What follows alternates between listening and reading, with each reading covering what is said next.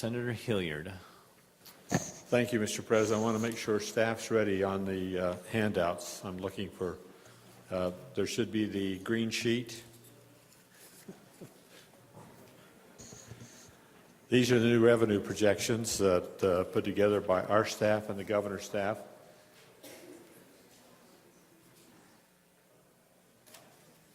I'm going to wait till they're handed out to you.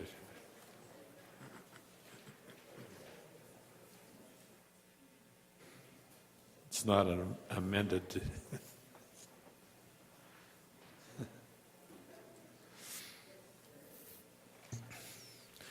I was just interviewed by TV, and I had to make a statement, which is really true, and I don't know if there's been a more difficult year in trying to put together figures as we've had this year. We all have known that the $300 million that we used going into the session would not be accurate because they were based on assumptions that didn't occur.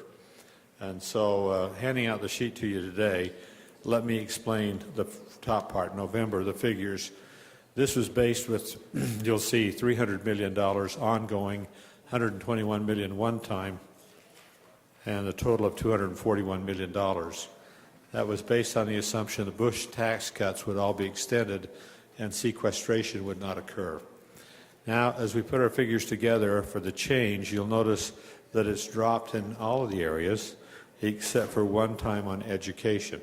And that's because of the number of people who sold their stocks and assets before the first of the year in anticipation that the Bush tax cuts would not be extended. And so it's a concern with that. But what we have, two things that we put into these figures is, number one, we now have what the tax cuts have done. And number two, we do know that we've also programmed in sequestration will occur as planned on March 1st. Two things that we haven't really counted for in there that you need to be aware of is there's $25 million of structural imbalance in public education created last year when they discovered the number they gave us for growth was wrong after we'd closed the session out. So if you take $25 million out of that on the ongoing, you'll notice that's 264 currently, and take 25 from that puts you down to roughly 240. And then the one-time 161 is up. That 49 million or 40 million is because of that one-time things. So the other unknown thing that has our staff concerned is the psychological impact if the sequestrations occur.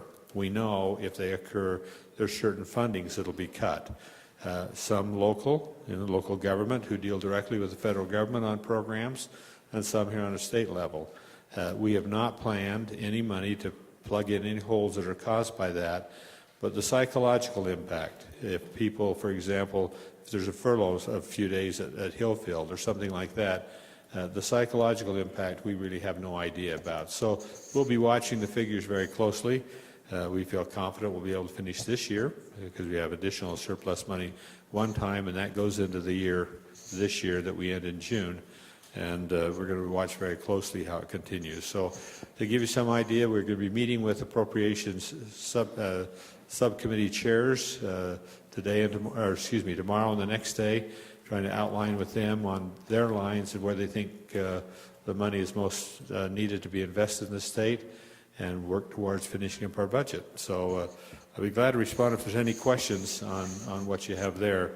But one thing I don't like is they put this together, a total of 426. I don't think of it that way. I look at 264 ongoing, subject to whatever we do about the $25 million structural imbalance, plus 161 million one time. And to me, the two should not be blended. But and I know the press will blend them, and our staff has done to give you that figure, but there's surely a difference. That, Mr. President, I'll be glad to respond if there's any questions. Are there any questions for Senator Hillyard? Senator Valentine.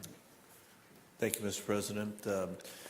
I heard last week that the executive branch was saying that the amount of direct sequestration budget cuts would be about $45 million.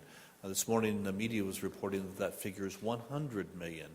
Mr. President, I'd like to know if our good appropriations chair has any more additional information, whether it is $45 million or $100 million of direct budget cuts from federal funds. Senator Hilliard.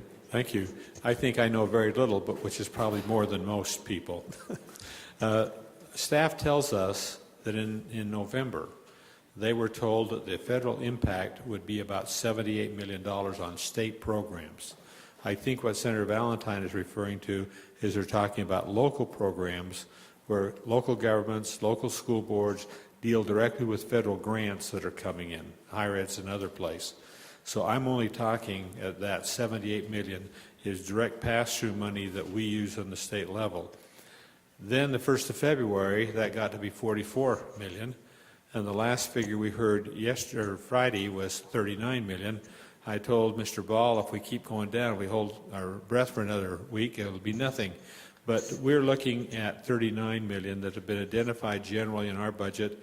And again, as I've indicated, I think we have enough state needs, state programs here, that this money is going to go very quickly.